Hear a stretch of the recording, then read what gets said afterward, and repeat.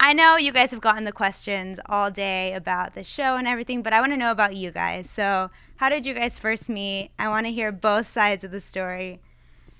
Start, honey. We met at church. We met at church, and yeah, we met at church. I was singles pastor and in charge of our youth arts department. And my wife was one of the dance ministry leaders. And so our paths would sect at different times throughout my duties. I saw her, I observed her. She seemed different. She was a little quiet, but she was kind of like weird. And so I kind of like weird, but I never approached her. And it took about a year to approach her.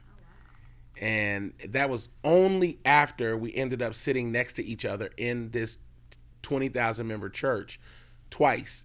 2 weeks in a row, we ended up, of all the places, sitting next to each other. And I looked over the second time. I was like, why are you following me? And she was like, you're sitting. Yeah, she was like, you're sitting in the dancers section. Right. And so I was in the section of the church where the dancer said, I said, well, I pay tithe, so I can sit where I want. And so that was how it started. And then the first Sunday of 2009, she choreographed a dance to a song, and the Spirit just lifted the people to a whole nother level. So people are at the altar, we're worshiping, and I look over and she's worshiping next to me. And I'm like, okay, God, you're really trying to get my attention about this girl. And I said, her worship is real. I said, I want that in my life. And I grabbed her hand. I didn't know her name. Grabbed her hand and started worshiping. And after church that day, I stopped her.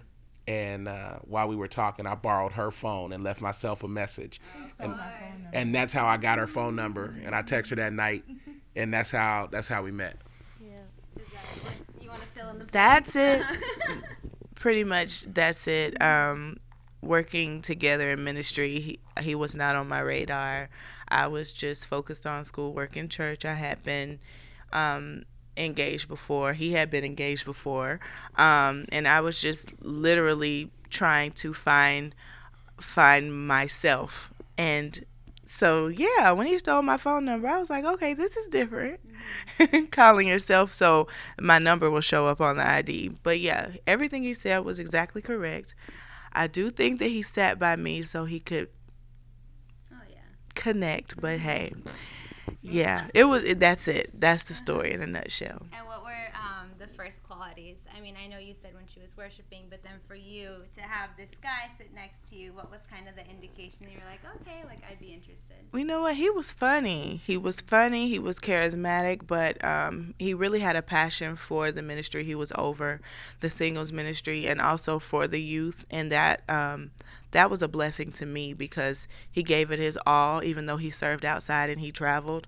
When he came, the focus were those kids, and as for me, the same. So his creativity was great, and we just kind of vibed as friends, really good friends at first for a while before it became this, the relationship part. So it was good.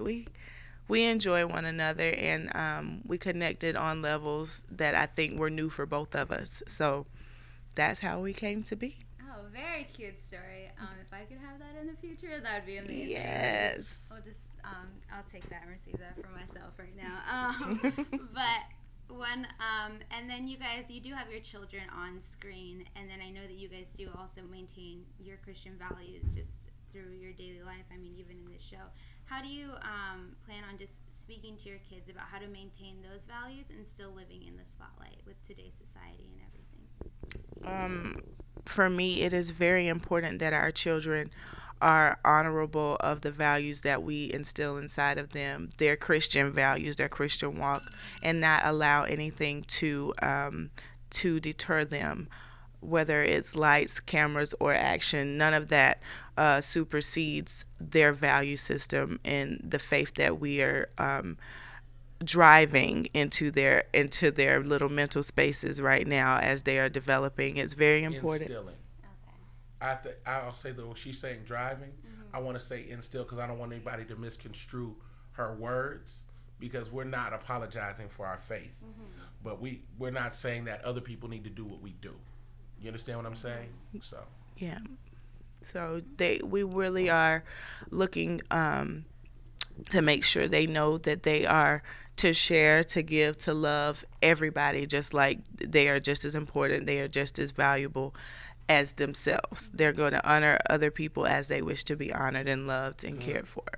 That's our hope for them, and that it won't change them. And we'll make sure, we'll make it all go away before they change. yeah, because we don't mind pulling off belts. No, I'm playing. No, I think our children, that's the lasting image of our legacy, is how we raise them. And the values that we intend to instill are the values we live by. My wife she connects to everybody, and she's expanded my world because I'm more closed off. And I know that sounds weird because I'm a pastor, but on a personal level, I don't have a lot of close friends. And so the ones that are my friends have been there forever. I don't have like new friends. I don't tell my heart to people that have not known me for many, many years. But I've learned the value of new relationships by watching the way my wife connects to everybody, and she loves everybody. And I'm like, oh, you got too many friends. But when they're authentic and they add value, then those are people you keep. So our children see that we do love people, we respect them, but we don't give our children or lend them to people who are not an extension of our value system. And that's important as well. No, that's amazing. And I mean, they're adorable. Thank so you. I'm excited to continue watching the show and just see, how you guys have progressed just in your daily lives, how these kids are learning to, display the love of Jesus to other people. So thank you guys.